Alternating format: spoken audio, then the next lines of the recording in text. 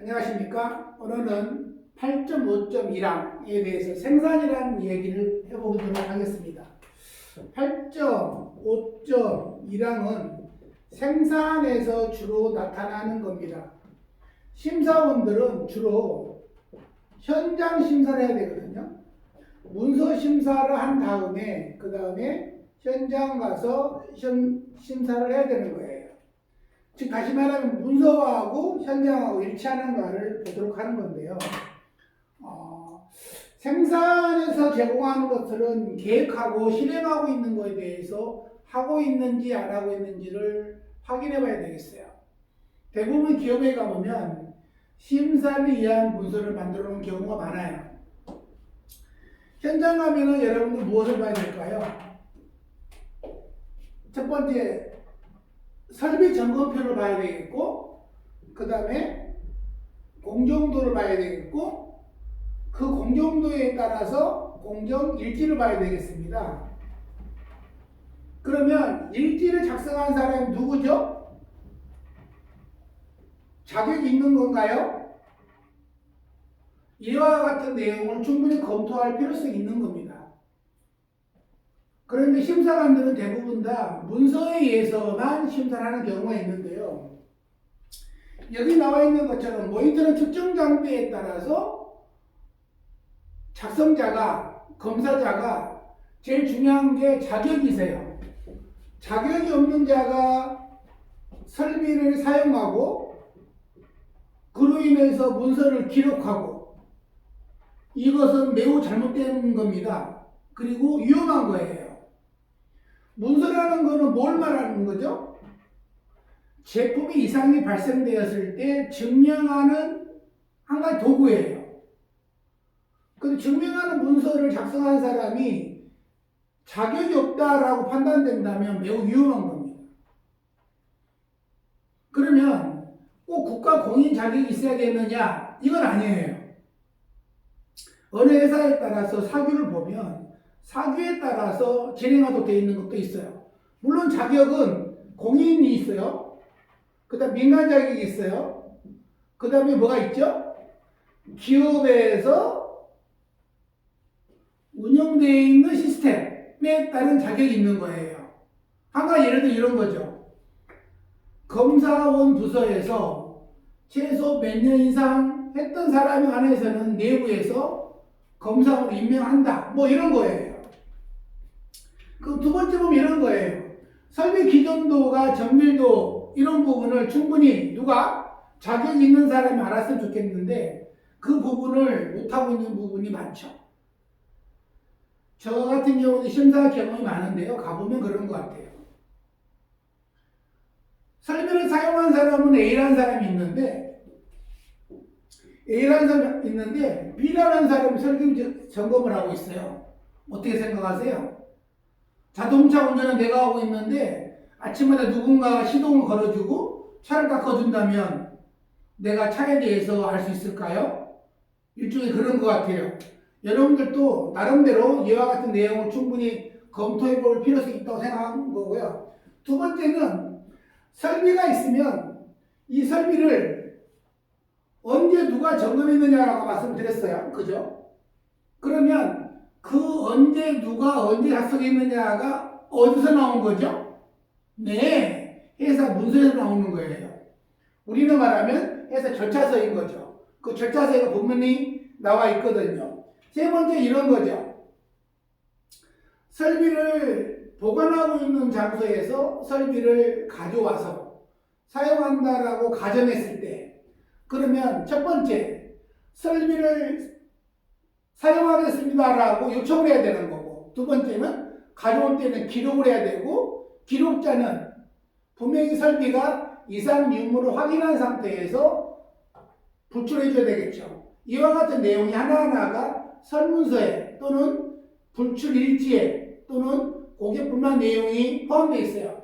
여러분 여기서 뜬금없이 고객이 왜 나올까요?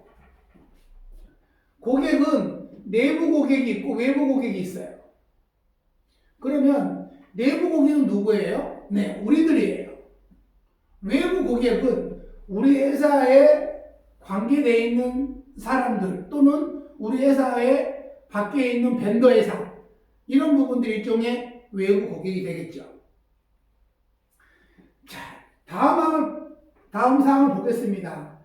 핵심 프로세스 모니터링이나 측정 장비에 대해서 적합성 시행 여부를 중점 조사해야 된다라고 되어 있어요. 그 이야기는 설비가 있는데 그 부분을 우리는 언제 적정하도록 되어 있죠? 내부 설비 관리 절차서나 설비 관리 프로세스를 보면 우리의 회사에 가지고 있는 검사 설비 안에서는 점검은 언제 한다고 되어 있어요. 첫 번째는 그런 것 같아요. 사용자가 점검하는 부분은 사용청, 그리고 뭐 정기점검, 주기점검, 그리고 정밀점검, 뭐죠? 공인시험 한다는 거죠. 공인기관에서 시험한 거를 정밀시험이라고 하는 거죠. 그 내용을 적합성을 보는 거예요. 한 가지 이런 거예요. 우리 회사가 설비가 하나밖에 없어요. 하나밖에 없는데 그 설비는 교정이 들어가 있어요. 그러면 교정 들어가는 순간 우리 회사는 설비가 없죠. 그렇죠? 그럼 그때 검사 어떻게 할 거예요? 일종의 이런 거예요. 그때 어떻게 할까요? 설비가 없는 상태에서 생산 안 할 수도 없는 거고 생산해놓은 설비를 가지고 올 때까지 제품을 포장하지 말까요? 그런 부분을 적합성을 보는 거예요. 적합성 평가를 해서 설비가 왔을 때는 그 샘플링을 측정해봐가지고 이상이 있다 그러면 전수검사하게 되고 이상이 없으면 출고해도 관계없을 것 같아요. 자, 두 번째는 이런 거예요. 설비 프로세스에 따라서 우리는 모델별로 철저히 해야 된다. 설비에 따라서 해야 된다. 설비에 따라서.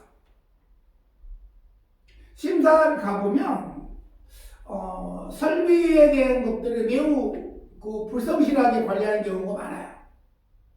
여기서 불성실하다는 건 뭐냐면 대충 한다는 거예요. 여러분, 설비가 왜 중요할까요? 생산자가 열심히 잘 만들어 주었는데 설비가 이상 있는 설비를 가지고 검증을 했다 그러면 그 검증한 결과를 믿을 수 있을까요? 그건 아니죠. 이와 같은 내용이 8.5.1항 설비에 관해서 이야기를 하는 거예요.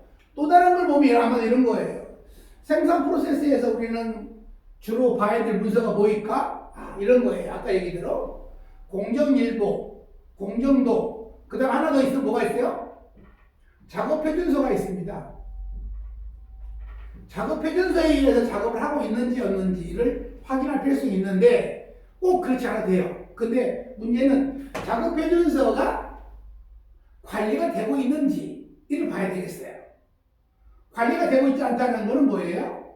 그냥 만들어 놓고 한 번도 리뷰를 하지 않았다라고 볼 수도 있는 거예요. 두 번째는 공정 프로세스에서는 공정일지하고 중간검사라는 게 있어요. 그러면 여러분들이 중간검사와 공정일지하고 구분할 수가 있어야 돼요. 회사에 가보면 이렇게 돼 있거든요. 공정도가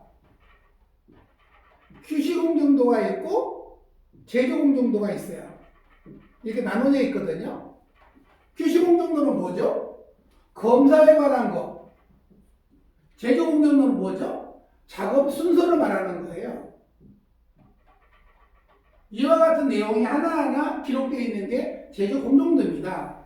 이 공정도에 따라서 공정일지하고 중간검사가 있어야 되는데 그럼 공정일지는 누가 작성하는 거예요? 네, 작업자가 작성하는 거예요. 중간검사는 작업자 또는 검사 자격이 있는 사람이 기록해야 되겠죠? 왜냐? 그건 작성해야 되거든요. 그런데 중요한 거 작업일지를 작성한 사람이 공정일지를 작성할 수도 있어요. 그죠? 그럼 공정일지는 전수검사를 해야 될까요? 샘플링 검사를 해야 될까요? 네, 공정일지는 전수검사하는 거예요. 그 중간검사는 전수검사하는 내용을 가지고 샘플링 검사를 하는 거죠. 샘플링 검사하고 전수검사하고 차이점 알고 계시죠? 그와 같은 내용으로 우리는 볼 수가 있는 거고요. 지금 나와 있는 것처럼 공정에서는 지침과 관리의 표준이 있는데 지침에 따라서 공정관리를 실시하고 지침에 따라서 공정관리를 작성할 수가 있는 겁니다. 네, 잠시 쉬었다 하겠습니다.